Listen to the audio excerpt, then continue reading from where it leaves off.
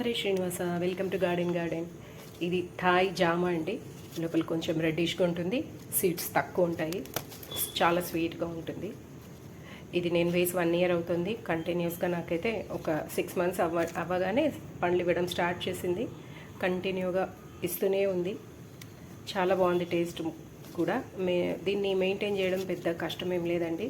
ఎవరైనా కొత్తగా పండ్ల మొక్కలు పెంచాలనుకున్న వారు తప్పకుండా దీన్ని ట్రై చేయండి.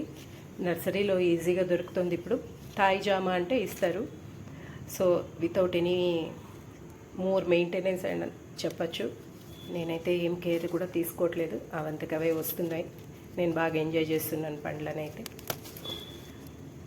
సో ట్రై చేయొచ్చు మీరు కూడా.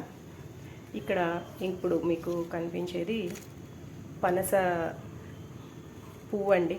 పనస చెట్టు ఒకటి వేశాను, దాని పువ్వు కాదు, యాక్చువల్గా మొగ్గ అని చెప్పచ్చు. నేను ఈరోజే చూశాను, ఆకు అనుకున్నాను కానీ అది మొగ్గ. డ్వార్ఫ్ అని చెప్పి ఇచ్చాడు నర్సరీ వాడు. నేను ఒక గ్రో బ్యాగ్లో వేసి టెర్రస్లో పెట్టాను.